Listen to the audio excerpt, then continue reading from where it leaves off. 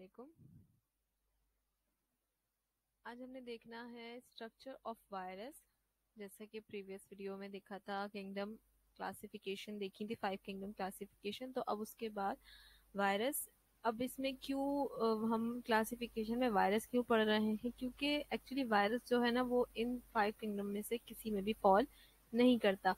उसका remain reason ये है कि जितने भी अब तक हमने किंगडम्स पढ़े, जो इन तमाम किंगडम्स में जो ऑर्गेनिज्म थे ना, एटलीस्ट उनके अंदर एक ये फीचर सेम था सब में कि वो सेलुलर इन नेचर थे। सबकी जो बॉडी थी ना, या तो वन या मोर देन वन सेल के ऊपर बॉडी कंसिस्ट करती थी। लेकिन वायरस के अंदर ना ये एक बेसिक सा फीचर ही एब्सेंट है। उसकी जो बॉडी है वो किसी सेल से बनी हुई नहीं होती।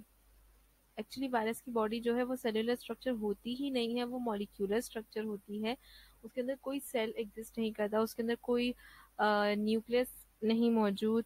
और इसके अलावा जो बाकी नॉर्मली सेल्स में ऑर्गेनल्स मौजूद होते हैं ना, वो सारी चीज़ें वायरस के अंदर एब्सेंट हैं। या ये कह लें कि मॉलिक्यूलर स्ट्रक्चर ऐसा है कि इसे नॉन लिविंग कंसिडर करना चाहिए। तो फिर अब ये सोचने की बात है कि फिर इसे लिविंग क्यों कंसिडर किया जाता है। इसका मेन रीज़न ये है कि वो एक तो रिप्रोडक्शन कर सकता है। वायरस के अंदर ये एबिलिटी है कि वो रिप्रोडक्शन कर सकता है, ठीक है। और इसके अलावा एक और कि उसके पास अपना डीएनए मौजूद है। ये एक बेसिक सी प्रॉपर्टी है जिसकी वजह से हम इसे लिविंग कंसिडर करते हैं। मतलब वायरस जो है ना वो पार्शियल इन नेचर है, या ये कहना है डुअल इन नेचर है, कि उसकी कुछ कैरेक्टरिस्टिक्स ऐसे हैं जो कि लिविंग में हैं, और कुछ कैरेक्टरिस्टिक्स ऐसे हैं जो कि उसे बताते हैं कि ये नॉन लिविंग है। इस वजह से इसे हम किसी किंगडम में नहीं रखते। ना तो हम इसे ये कह सकते हैं कि ये कम्प्लीटली कोई नॉन लिविंग सी चीज़ है।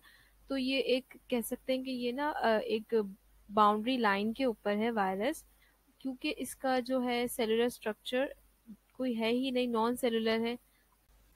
ऑब्लिगेट का मतलब स्ट्रिक्टली, और एंडोपैरासाइट मतलब वो जो कि बॉडी के अंदर किसी भी लिविंग ऑर्गेनिज्म की बॉडी के अंदर रहते हैं, वहीं से नरिशमेंट लेते हैं और वहीं से अपना फूड ऑब्टेन करते हैं। तो वायरस भी एंडोपैरासाइट है, ये भी किसी ना किसी लिविंग बॉडी के अंदर रहता है। यानी चाहे वो एनिमल हो या ह्यूमन बींग्स हो, तो वो उनके बॉडी के अंदर रहता है। और अगर वायरस को किसी भी ह्यूमन बॉडी, किसी भी लिविंग ऑर्गेनिज्म या लिविंग टिश्यू से बाहर निकाला जाए तो फिर वो डेड हो जाता है इस वजह से। तो इसलिए इसको कहते हैं ऑब्लिगेट एंडोपैरासाइट, यानी सिर्फ और सिर्फ स्ट्रिक्टली ये पैरासाइट के तौर पर ही अपनी लाइफ कंटिन्यू कर सकता है।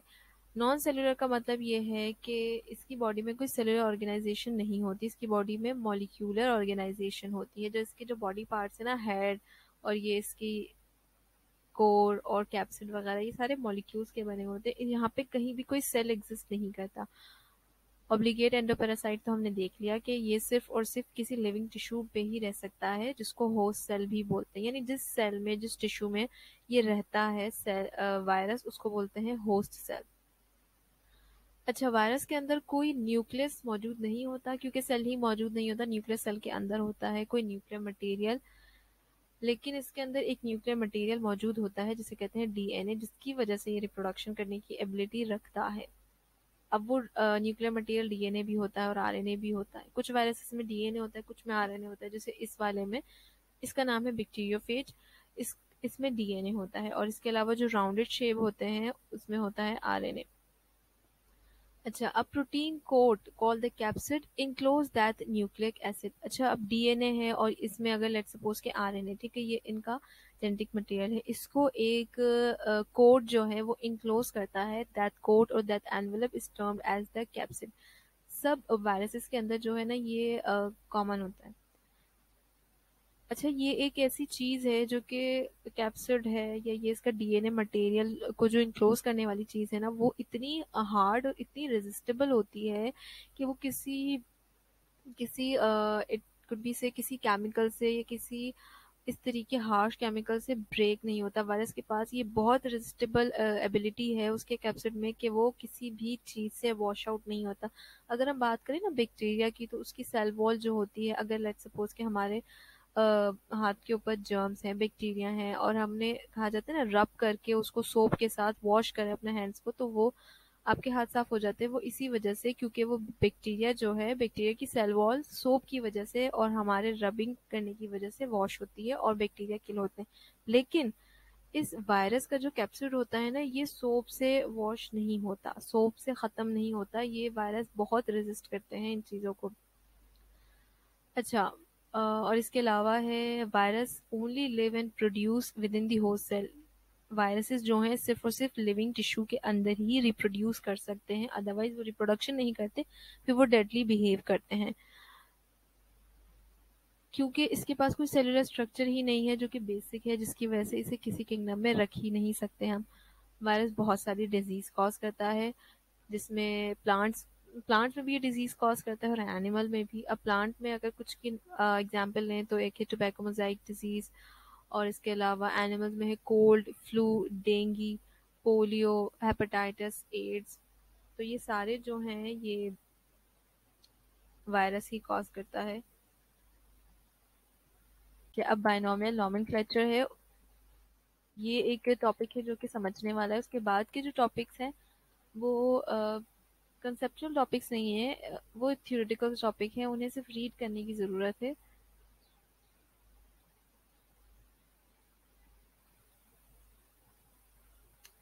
बायनोमियल नोमेनक्लेचर क्या है? शुरू में हमने ये पढ़ा था, बाई का मतलब है टू और नोमियल का मतलब है नेम, यानी एक ऐसा सिस्टम है, बाइनोमियल नोमेनक्लेचर सिस्टम है एक, जो कि तमाम ऑर्गेनिज्म को जो भी वर्ल्ड में एग्जिस्ट करते हैं उनको नेम देने का काम करता है। अच्छा, वो नेम क्या होता है और उसके कितने पार्ट्स होते हैं? उसके दो पार्ट होते हैं।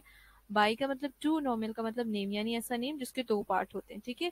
अच्छा, ये इंट्रोड्यूस किसने करवाया था? इनका नाम था कैरलस लीनियस, जिन्होंने ये सिस्टम इंट्रोड्यूस करवाया, जिसके अंदर दो नेम थे। फर्स्ट जो नेम था वो था जेनरिक नेम, जैसे कि अगर हम यहाँ पे एक नाम ले लेते हैं, अनियन का जो साइंटिफिक नेम है वो है एलियम सिपा, ठीक है।